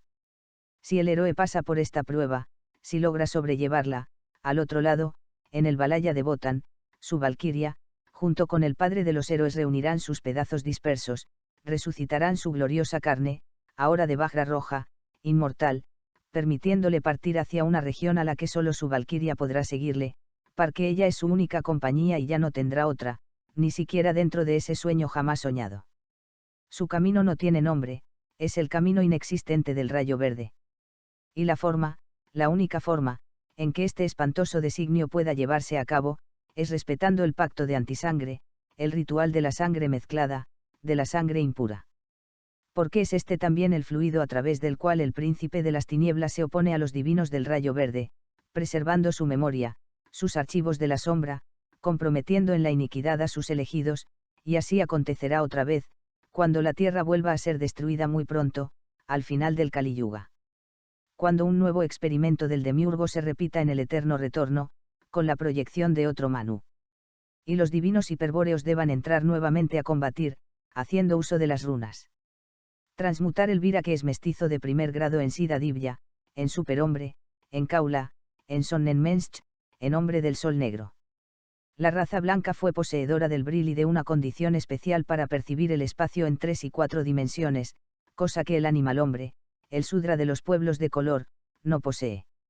La posibilidad de recuperar aquellas cualidades de la raza blanca original se haría efectiva únicamente por una alquimia del regreso, yendo hacia atrás, con la mezcla consciente del semiblanco con el más blanco, por una eugenesia estricta en los matrimonios y en la progenie, hasta lograr el punto exacto de la transmutación, donde todo dependerá de la magia o del milagro de la nueva encarnación de un espíritu que hará realidad la recuperación del poder perdido, del Bril y de las cualidades de la visión que aún existían en la segunda hiperbórea polar. Desde niño, por instinto al comienzo, jamás he rendido culto a esos padres de la patria, ni a sus instituciones masónicas. Ya lo dije en Ni por mar ni por tierra, hace más de 30 años. Ellos dividieron este continente del sur en más de 21 países de opereta, aislándolo para que así pudiera cocerse en su propio mestizaje, en su propia oscura salsa bastarda de marranos y negros traídos del África como esclavos por los sucios encomenderos. Ya sabemos cómo el masón Bolívar inventó Bolivia, una suerte de Tíbet sin lamas y sin Tíbet. Sin atumarunas ya. Bolivia, hasta en el nombre procede de Bolívar. Y así nació este nacionalismo sudamericano, sin destino, sin base alguna, sin raíz auténtica. El único remedio, el remedio radical para la curación de la humanidad sufriente es el quebrantamiento de la servidumbre del interés del dinero. Este quebrantamiento significa la única posible y definitiva liberación del trabajo productor de las potencias del dinero que dominan secretamente el orbe. El quebrantamiento de la servidumbre del interés significa la restauración de la libre personalidad, de la salvación del hombre de la esclavización y también de la fascinación mágica en que su alma fue enredada por el consumismo. Elvira dispone, así, de una fuerza viril, heroica, que actúa a contracorriente. Es la fuerza que posee el Saddhaka, o iniciado tántrico. Sinónimo del héroe, combate por reinvertir el proceso de la entropía, de la involución, que es un resultado de su entrada en el universo del demiurgo Jehová. Y Seseil del círculo del eterno retorno, para siempre. Únicamente retorna a voluntad, como avatar, como Tulku. Dentro de un linaje hiperbóreo, de una casa de familia, con uno que llegue, que ejecute la melodía hasta su consumación, que dé a luz el Hijo del Hombre, que construya su Eidelón, su cuerpo astral y con él se salga, bastará para que todo el linaje participe de la resurrección y del retorno a Hiperbórea. Para Elvira, para el guerrero de Botán, el entrar aquí a combatir es una obligación de honor y lealtad. Únicamente así podrá luchar contra la creación demoníaca del Señor de las Tinieblas, llegando a transmutarla, a transfigurarla. Y hasta el sexo le habrá servido, como medio de arrebatarle algunos pasos al demiurgo, transmutándolos en viras, por medio de este sacrificio tántrico, por así decir. Esta es la gran guerra. Partiendo del plomo, la piedra filosofal permite remontarse hasta el aurum potabile, hasta la edad dorada, de Saturno y Rea, hasta el Satyayuga, enderezando la lanzaeje polar. El camino pasa por la Nigredo, la muerte mística, hasta la Albedo, la resurrección de los segundos nacidos, de los arios de la raza blanca, hiperbórea, para alcanzar al fin la Rubedo, el rojo de la materia inmortal de Vajra, del caballero de rojo, de las plumas del ave fénix, del pájaro que no existe. Es esta la danza del ave del paraíso, de mis visitas de la reina de Saba, la flor inexistente, la inmortalidad, que hay que crear, inventar, la materialización con Vajra del cuerpo astral. La resurrección del Hijo del Hombre y de la eternidad. Un juego de espejos infinitos, en el plagio del demiurgo, hacia abajo y hacia arriba. La muerte para el Ario, para Elvira es renacer a una nueva vida, con el cuerpo de Vajra inmortal. Se trata de pasar más allá del arquetipo, de escaparse por la puerta de Venus de las garras del demiurgo, que ha aprisionado a los guerreros arios, a los exiliados, con el eterno retorno de lo mismo, con la pesadilla de su maya ilusión. Esos rollos de pergaminos decían que él era señor de una orden de las capas negras, blanca y roja. Todo el proceso alquímico del arte real de la transmutación, así resumido. La capa es el manto de Repanse de Cholle, es la Tarncape de Siegfried y la túnica de Neso. Es el cuerpo astral, la inmortalización y materialización del cuerpo astral.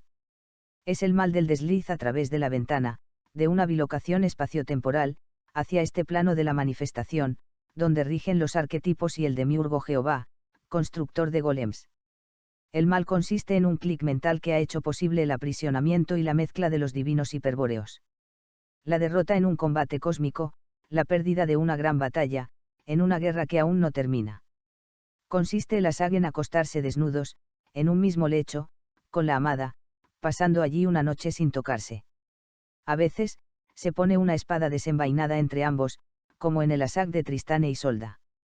Esta prueba de iniciación de los trovadores se diferencia del coito mágico ceremonial tántrico, Maituna, en que el asag es casto, pudiendo formar parte del tantrismo de la mano derecha y el Maituna pertenece al tantrismo de la mano izquierda, donde se posee físicamente a la mujer, pero sin eyacular el semen bundi, sin llegar al orgasmo por parte del iniciado hombre, del sadaka, por lo menos, al orgasmo físico.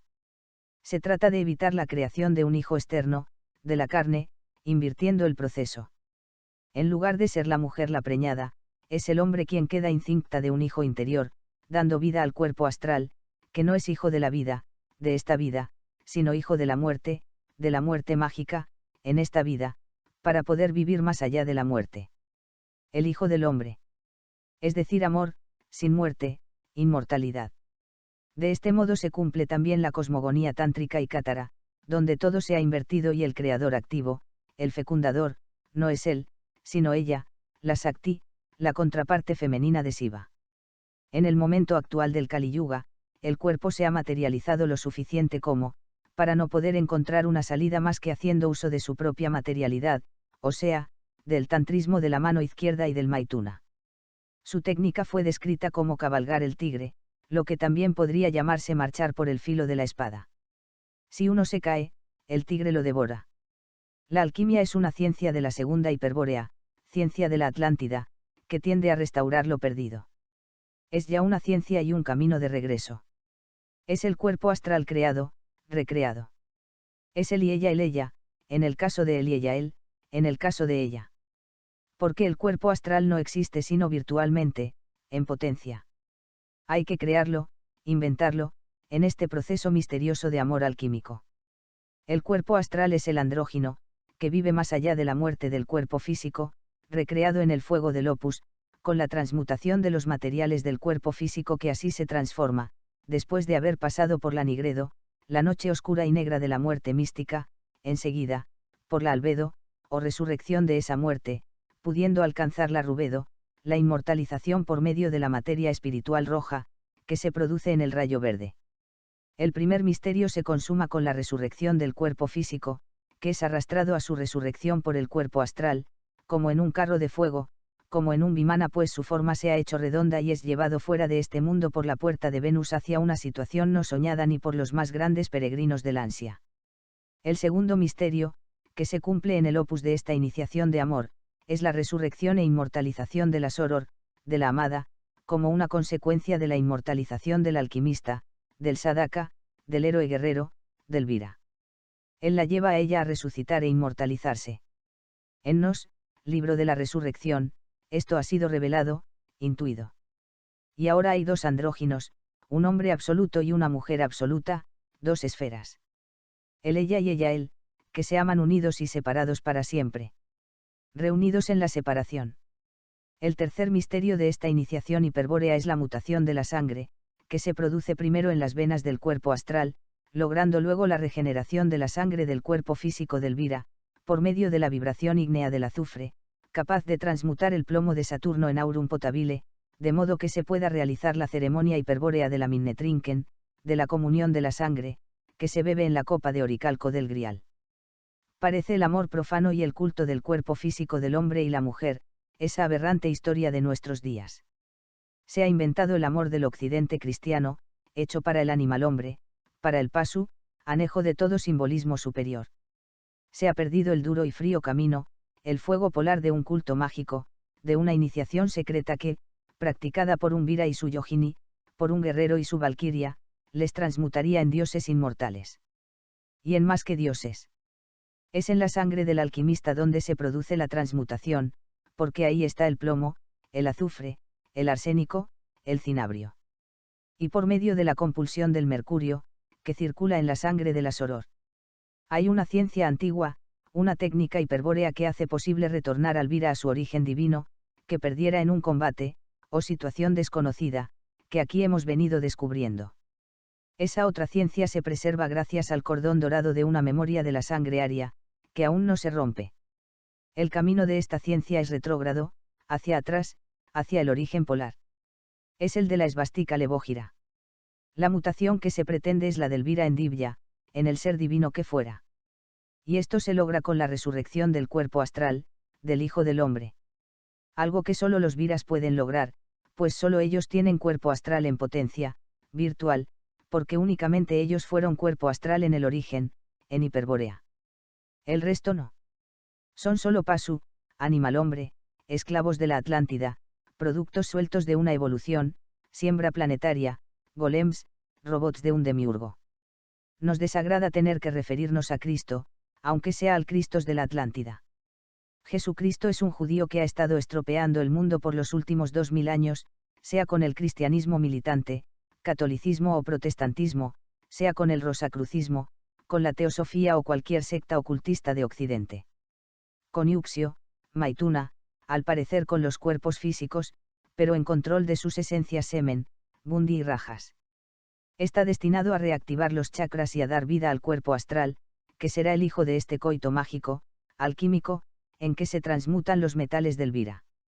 El Rosarium Philosophorum, con estos dos últimos grabados pareciera estar señalando la posibilidad de un inicio del opus por medio del tantrismo de la mano izquierda, con un Maituna real, en cuerpo físico, para luego alcanzar las zonas simbólicas y espirituales del tantrismo de la mano derecha, donde el Maituna se continúa en el cuerpo astral de los amantes, con alas en un mundo paralelo y mental, donde los órganos materiales del cuerpo físico ya han sido transmutados en otros distintos.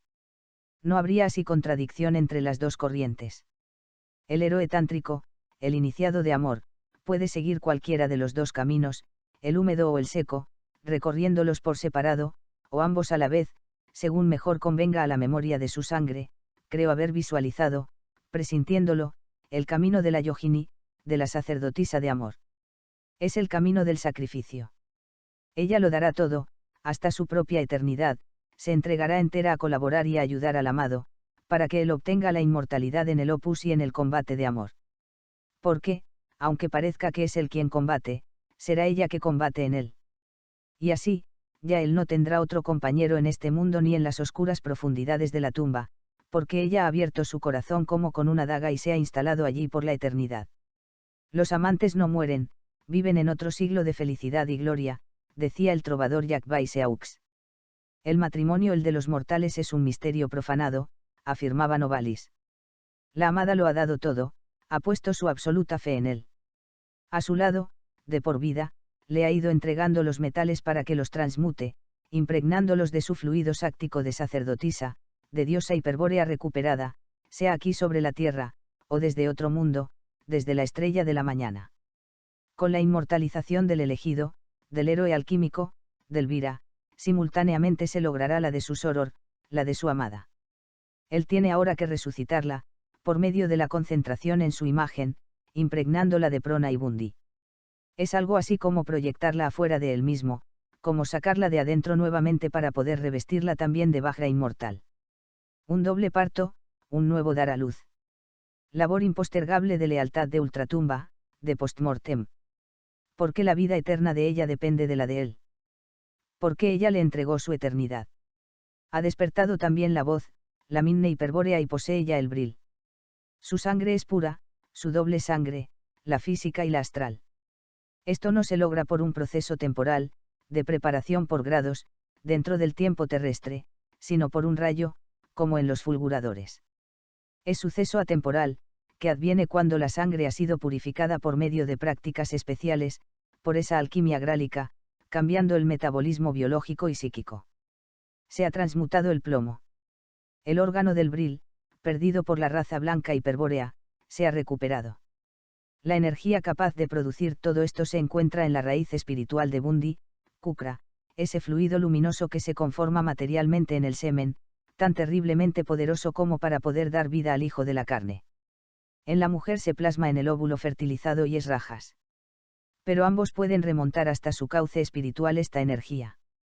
El hombre por la práctica del Brajolimudra y la mujer por la de Amarolimudra. Al unirse espiritualmente estos dos espermas, en lugar del fugaz placer físico, Sukha, se produce el orgasmo estático, que no tiene fin aropa. Rajas ha transmutado la sangre del Vira en fuego y en Kukra la de la Yogini. La congestión astral transmuta los cuerpos y produce la transubstanciación de la sangre.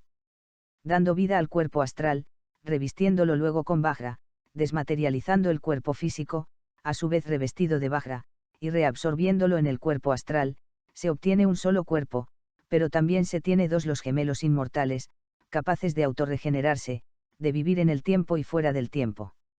Un vehículo apropiado para el Tulku y su combate de dos y más mundos. Manu. Una suerte de robot, de máquina cósmica, un golem, que ha perdido el control y ha intentado crear por su cuenta, a su imagen y semejanza. Aconteciendo algo así como si sobre una bella pintura de Leonardo se hubiera sobrepuesto una monstruosidad de Picasso. De modo que la existencia de todo el universo mecánico, de la materia visible, sería una mala copia hecha sobre una hermosa tela original por un plagiador satánico. Contra estas huestes demiúrgicas deberá combatir el héroe. Además deberá luchar contra los seres que el demiurgo creara, los robots genéticos, los repliegues psíquicos de Jehová. El día en que todos los dioses sean liberados y redimidos por el combate de los héroes, el demiurgo desaparecerá para siempre, tocado por su propia destrucción, en el Big Crunch de su propia inspiración mecánica, inevitable, devorado por su hambre, o bien, succionado por la implosión divina. La guerra ha descendido a la corteza terrestre, y ya no se irá más. El demiurgo necesita de sus emanaciones y hedores para alimentarse.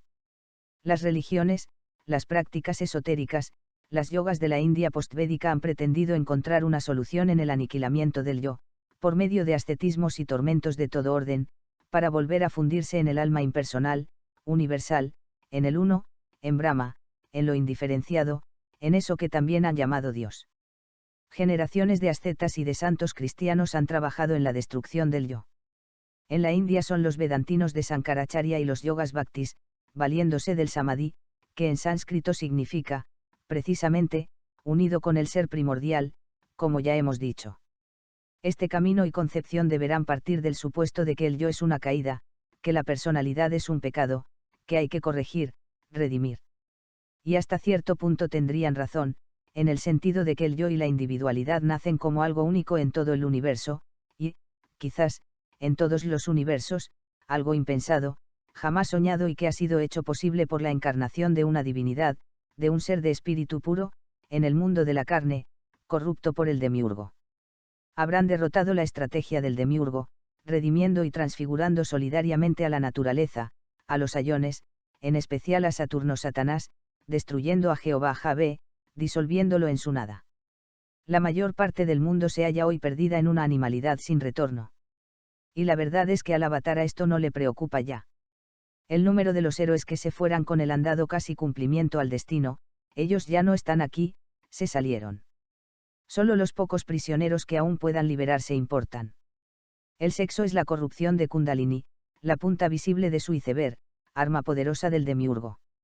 Obliga a algunas yoginis tántricas a la actualización de su conocimiento, con el deseo de poseer su poder y alcanzar la sublimación de su cuerpo por ese fuego, al cruzar por sus llamas, atravesando por su hoguera transmutante. Aceptan su karma. Esa herencia genética particular de su cuerpo, o predestinación biológica que las impulsa a perder la virginidad física, debiendo conocer el orgasmo físico, para no perderse en la prosecución de su destino de sacerdotisas del sol negro y de la religión de amor. Deberán, por ello, ser despertadas a la vida del sexo físico y del placer orgásmico, únicamente por su amado. O en su defecto, o ausencia, por el Inca en Machu Picchu, por el hierofante, o por el maestro. Mas, nunca sin amor. Para luego cicatrizar la herida, pudiendo retornar en un esfuerzo supremo a la castidad, a la virginidad mágica, que no ha sido perdida, alcanzando un estado orgásmico continuo, de tipo sobrenatural. Es este el camino húmedo del cognocer femenino, el camino de las lágrimas y de la mano izquierda de la iniciación tántrica. Solo para algunas sacerdotisas magas de la Orden Negra. Pero también existe el camino seco, de la mano derecha, de las valquirias que no requieren del paso doloroso del despertar y cognocer del sexo físico ni de sus alteraciones profundas, de sus fuegos y tormentos. Esas mujeres divinas llegan aquí por un muy corto tiempo, como liberadas de antemano, de regreso, debiendo alcanzar por otros medios, aun cuando siempre por amor, ese estado de orgasmo continuo y permanente del alma, más allá del orgasmo físico, que nada deja. Tampoco el cristianismo judío cree realmente en supervivencia de ninguna clase, aunque diga y predique lo contrario, afirmando una absurda inmortalidad del alma para todos como si todos tuvieran un alma. El cristianismo es la más malvada de todas las religiones conocidas, realizando su ansia desmesurada de poder material por medio de la hipocresía y el engaño, siendo sus dignatarios los verdaderos fariseos, en el más estricto sentido que ellos han dado a este vocablo. La inmortalidad no es democrática ni colectiva. Solo pueden alcanzarla conscientemente los de origen divino, en un combate aristocrático, en una guerra muy dura y en la que muy pocos vencen. La yoga tántrica es un camino surcado por peligros mortales, por el filo de una espada.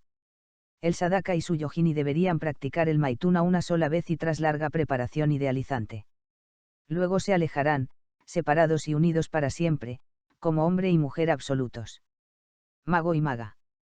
Existen dos caminos tántricos, el de la mano derecha y el de la mano izquierda Dakshinadhara y Vamagara. Ambos llevan al mismo fin, aun cuando el segundo podría personalizar mayormente, más luciferinamente, por los mayores dolores y combates, por los peligros mortales a que expone al oficiante, o iniciado Kaula. Equivalen estas disciplinas a los caminos seco y húmedo de la alquimia. El héroe renacido se ha hecho inmortal con un cuerpo glorioso, de Vajra, de materia indestructible.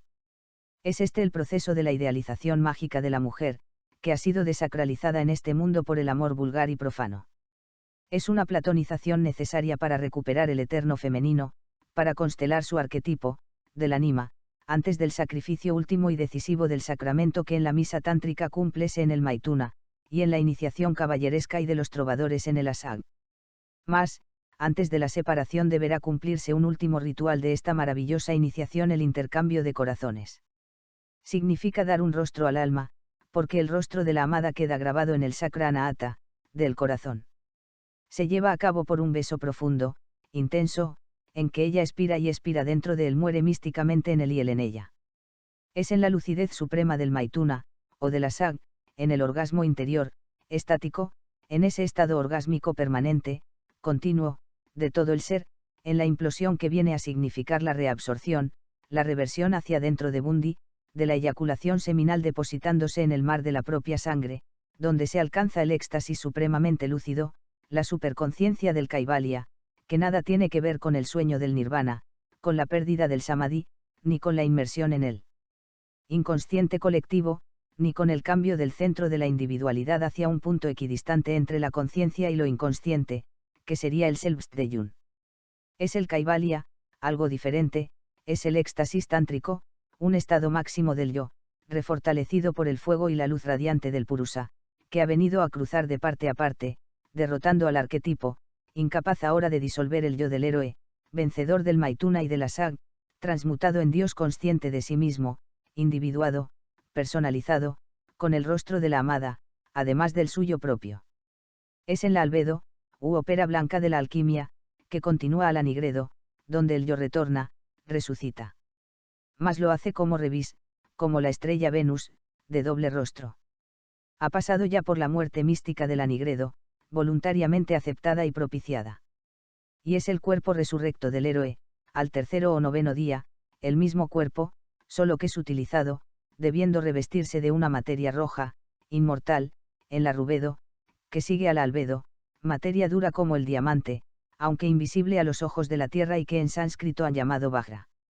Es este el cuerpo de la resurrección del taoísmo y del cristianismo esotérico. Se ve como rojo, sutil, pero es duro como el rubí, como esas estrellas novas, o esos soles que se han desplomado sobre sí mismo, en el sí mismo, se han hecho enanos, pero pesan más que todo el universo. Esa materia la obtiene el mago Kula, como premio en su transmutación kaiválica. Y será con ese cuerpo con el que el héroe inmortalizado, el Asen, pueda salir de este universo demiúrgico, liberándose por siempre de su prisión, derrotándolo. Se ha salido, además, del eterno retorno, hacia algo jamás soñado ni por los más grandes utopistas, y en la tumba del mago taoísta no se encontrará un cadáver, sino una espada, símbolo de su triunfo y resurrección en Vajra. Quien logró salirse de la prisión demiúrgica, venciendo, se halla en el nirvana, en Sunya, algo semejante al vacío, pero que en verdad es el yo absoluto. Todos los conceptos del budismo han sido traspolados y falseados. Como hemos dicho, Buda fue un guerrero de la casta sastriya, de los príncipes, y en nada parecido al santón pacifista y antirracista en que la India vedantina y dravidia, la India mestiza, lo ha transformado, al paso de los milenios.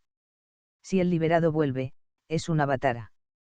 Lo hace a voluntad, para ayudar a los camaradas que aún permanecen prisioneros, los de su misma estirpe, que han sido envueltos por las redes de la malla demiúrgica. Este mundo se espiritualizará sincronísticamente con el triunfo del héroe. Jehová y su golem se aniquilarán, dentro de su universo automatizado, junto con la sociedad de las hormigas, que ellos propician. Será el fin del Kali Yuga. He aquí algo diabólico, espantoso, una involución que ya parece imposible de poder detener. Estudiando las abejas, las hormigas, en especial la vida si así se pudiera llamar de las termitas, nos espantamos pensando dónde podría llegar el hombre, los animales hombres, y junto con ellos los viras prisioneros, los dioses involucionados. Allí se acabó toda individualidad y hasta la inteligencia y libertad personales. Solo hay trabajo continuo, reproducción y muerte. Sacrificio obligado y miseria de muchos para la infelicidad de todos. Al final, alimento del demiurgo. Mas, habrá sido siempre así en las termitas. Se presiente también allí como una inteligencia inicial, que alguna vez fue, como un primer impulso que planificó esa organización perfecta, tal vez de un solo individuo, o de una élite, que luego desapareciera, perdurando nada más que el automatismo. Es posible que las termitas, las hormigas, las abejas, en muchos millones de años, en otros manvantaras, hayan sido también dioses, seres divinos, hechos prisioneros por el demiurgo, involucionando en lo que actualmente son. El demiurgo no podrá impedir la resurrección del héroe, pues carece de fuerza y capacidad en contra del espíritu. El héroe tendrá que marchar por el filo de la navaja, venciendo al sexo físico y sobrepasando al pensamiento racionalista, antes de poder alcanzar el continente sumergido de la Atlántida, la Hiperbórea recuperada, descubriendo las entradas a la tierra hueca, interior, en los oasis de la Antártica, o en el monte Melimoyu. Tendrá que resucitar el cerebro antiguo para reencontrar el conocimiento de las runas y el poder Odil, que lo llevarán al triunfo y a la resurrección, mutándose en hombre absoluto. Un gran jefe guerrero, el depositario de la tradición, del espíritu de una comunidad de sangre. Pero Manu es una divinidad que vuelve al reiniciarse un nuevo ciclo de la manifestación, a encarnarse otra vez en el hombre. Viene como legislador y padre de una raza raíz. De allí el código de leyes de Manu. Y es un hombre, una divinidad hecha hombre, es el hombre que vuelve, que vendrá después de la catástrofe, del crepúsculo de los dioses y los héroes, en el eterno retorno. El avatar ha cerrado un ciclo, un gran ciclo, en este caso, Manu viene a abrir un nuevo Manvantara. Y entrega sus leyes. Nosotros, los que hemos luchado junto al último avatara, debemos ahora combatir hasta el final por el hombre que vendrá, que retornará algún día, por Manu, para que la esperanza de derrotar definitivamente al demiurgo no se pierda, dando fin al eterno retorno. Será, así, una nueva posibilidad, un nuevo ciclo recurrente de la lucha, cuando otra vez un dios desciende un Divya, votan para dividirse en toda una tribu, en una raza, en un ejército, tras haber roto su huevo primigenio. Nuestra lucha es en más de un plano, como lo fuera la de los dioses, nuestros ancestros, que llegaron aquí a combatir. Es simultánea, solidaria, sincronística. Porque nosotros somos esos dioses que descendieron al pesado y tenebroso mundo del demiurgo, para tratar de arrebatárselo. Seguiremos sus ejemplos, aun cuando veamos oscurecerse cada vez más el horizonte.